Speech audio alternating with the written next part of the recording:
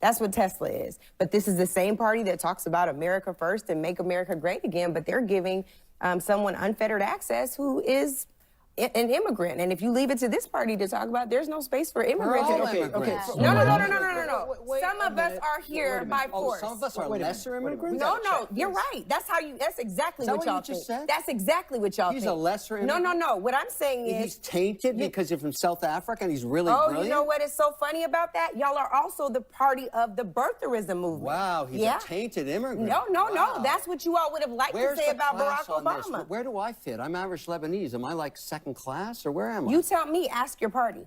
Wow. The party that spent years saying immigrants were poisoning the blood of the nation handed the keys to the federal government to a South African immigrant who used his billions to buy access to the most powerful office on earth.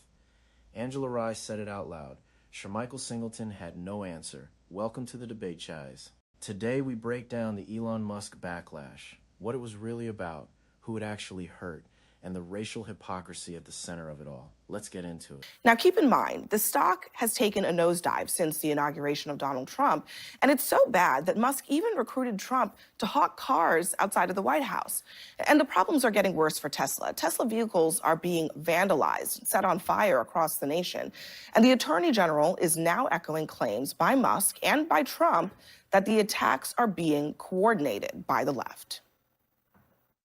We believe these are organized. These are not individuals out there throughout the country doing this on their own. They're targeting Tesla owners. They're targeting Tesla dealerships. They're targeting Elon Musk, who is out there trying to save our country, and it will not be tolerated. We are coming after you. We will find you. And if you are an organized group who is funding this, we're going to find you too. You better look out and you better stop it. Now, it should be said, the White House isn't providing any evidence of coordinated attacks, but MAGA is furious over liberal reaction to Tesla's troubles. Tesla stock is way down, almost disastrously so. People have been vandalizing Tesla vehicles, new Tesla vehicles. Please don't vandalize, don't ever vandalize Tesla vehicles. And so... So I know it's a dark time, but I was saying on my phone, I don't know, some of you know this on the iPhone, they've got that little stock app. I added Tesla to give me a little boost during the day. 225 and dropping.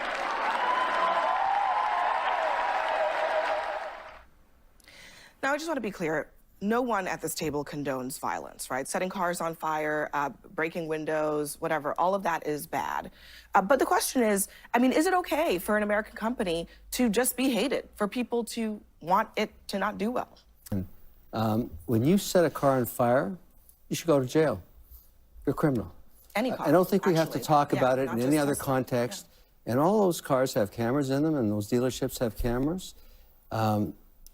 You're beyond being stupid when you do that. You're going to go to jail, and you now have a government that just got their mandate. They can't wait to find idiots that do this. You're going to spend 5 to 20 years in prison.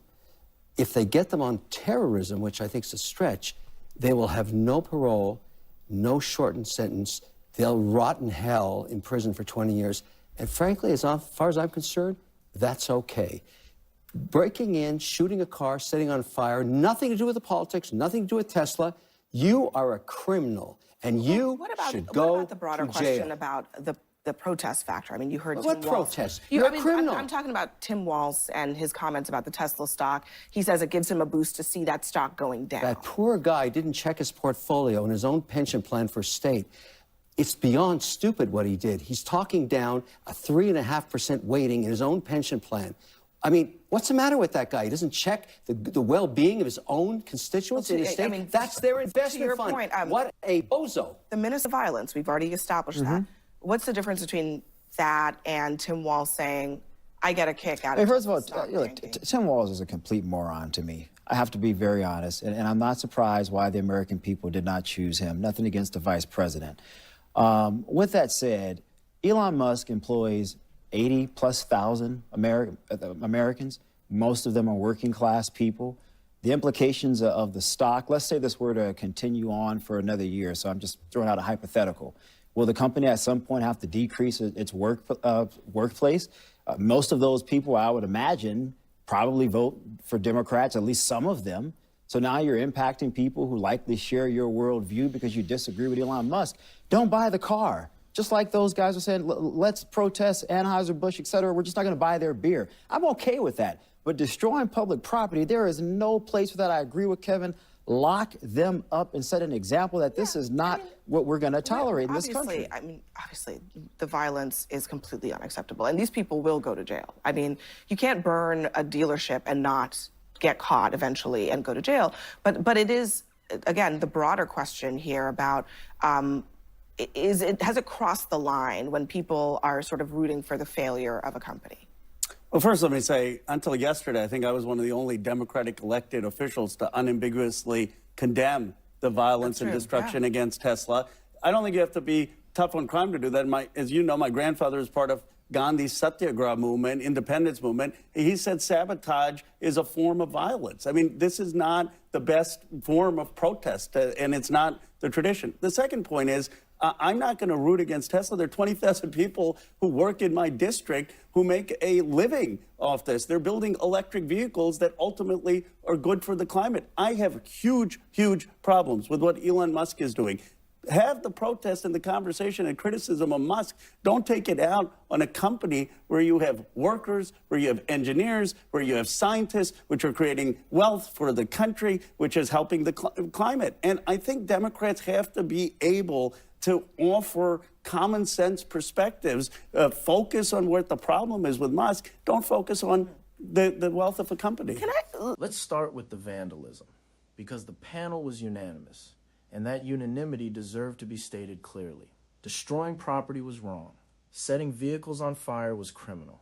It handed the administration a narrative about left-wing extremism that it used effectively. Every panelist agreed. That agreement was never the debate. The debate was everything underneath it. Was it legitimate for Americans to choose not to purchase a product from a company whose owner was actively eliminating their jobs, cutting their benefits, and mocking them publicly while doing it? Was economic protest a valid response to the concentration of political power in the hands of an unelected billionaire? The panel split cleanly on both. O'Leary condemned the vandalism, then went further, criticizing politicians, cheering for Tesla's stock to drop, arguing it was tied to ordinary Americans' pension plans. That argument had some merit, but it ignored why the stock was dropping. I think it's remarkably unfair. Shout out to Ben & Jerry's because they've taken some really incredible stances. We're talking about people who should be locked up and go to jail. It's the same party that's rooting for and seeking a pardon for Derek Chauvin. It is so rich to me to see that folks don't understand when folks use their platforms of privilege to ensure that the least of these among us have a voice in the process. I don't condone violence, but I wish people would take a look in the mirror and see what's actually happening. This is not an America First company. It's a South African First company. That's what Tesla is. But this is the same party that talks about America First and make America great again, but they're giving someone unfettered access who is an immigrant. And if you leave it to this party to talk about, there's no space for immigrants. No.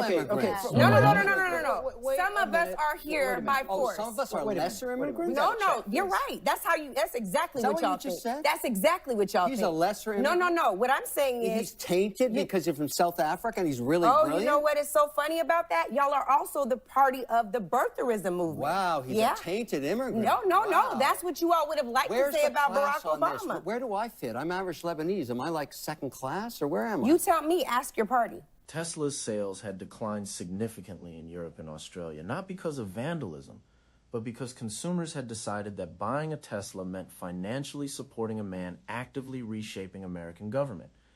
That was not sabotage. That was the market responding to brand association in real time. The Bud Light comparison landed with the same force it always did. Conservative commentators had spent years celebrating Bud Light's collapse, cheering every billion wiped off the market cap, calling it a victory for real Americans over a single transgender promotional post. Now that Tesla was facing market pressure because its owner was eliminating American jobs, suddenly economic protest was dangerous and harmful to working people. The double standard was not a debating point. It was the entire argument laid out in sequential form. Ro Khanna made the targeted approach case with intellectual honesty. He represented 20,000 Tesla workers, engineers, scientists, Assembly workers building electric vehicles who had nothing to do with Musk's political decisions. Aimed the anger at Musk's conduct, at DOGE, at specific executive branch decisions. Not at a company whose employees bore all the consequences of the brand's decline. A fellow progressive pushed back with equal honesty. Tesla was the engine of Musk's wealth. The wealth was the source of the access. The access was the mechanism of the influence. You could not separate the company from the power it underwrote. If weakening Tesla's bottom line was the only available lever for people without billions of their own, pulling, it was not an attack on workers. It was an attempt to address unelected power that had no other available check. Then Angela Rye named the argument that ended the panel's pretense of balance. The Party of America First, which had spent years depicting brown immigrants as invaders and existential threats, had given Elon Musk, a South African immigrant, unfettered access to the most sensitive federal data systems in the government. The contrast with how black and brown immigrants were treated, detained, deported, separated from children, denied asylum, was not subtle. Singleton pivoted to Tesla's diverse workforce. Rye was not talking about Tesla's workforce. She was talking about who got welcomed and who got targeted, and why the determining factor in that calculation followed a pattern anyone paying honest attention could identify. Angela's entitled to her views. There's not a single person in terms of leadership in the Republican Party who wants to get Derek Chauvin out of prison. That was a ludicrous that came out from some people who are on social media who are podcast hosts. Number two, Elon Musk's company is an American company. Now, you don't like his views, I respect that. You're entitled to that. It's not just about me not liking his But it views. is an American company, Angela, that employs a lot of American people. That's true. Black, white, What- Latinos, I'm not confused. Republican, You guys Democrat. are misunderstanding my point. The point is the hypocrisy inside the GOP. I'm not rooting for the demise of the company. I'm asking for there to be fairness across the aisle about how we see immigration, that we don't prefer South African refugees, as they're now being called, when their land was stolen, as some of your party are saying right now. Derek Chauvin is not just a random podcast idea. This is also the party that wanted to get rid of the Department of Justice police database for transparency and accountability when crimes were committed against American people. And on the Derek Chauvin point, I mean, the question was asked. What lingers from this panel, and what made it worth revisiting months later, is how clearly it laid out the contradiction at the center of the Musk moment. A movement built on economic nationalism and anti-immigrant rhetoric had installed a foreign-born billionaire as the de facto administrator of the American federal government. A movement that organized economic boycotts against beer companies was outraged that working people were choosing not to buy cars. A movement that claimed to speak for American workers was defending a man who had spent months eliminating those workers' jobs and calling them unnecessary. Angela Rye did not need to build an elaborate argument. She just needed to name what was visible. The Republican Party had a very specific idea of which immigrants threaten America and which ones get to run it. The determining factor was not the legal process. It was not the vetting. It was not the contribution to American society. The determining factor had a pattern. And naming that pattern out loud was treated on this panel as an act of provocation rather than an act of basic honesty. That gap between what was visible and what the panel was willing to say about it is exactly why conversations like this one needed to happen then, and why they still need to happen now. Leave your thoughts in the comments. Looking back, do you think the public backlash against Tesla was the right move strategically, or did it ultimately help Musk more than it hurt him? And does Angela Rye's immigration comparison still land as clearly today as it did when this panel aired? Subscribe to the Debate Chase. We will keep connecting the dots across time.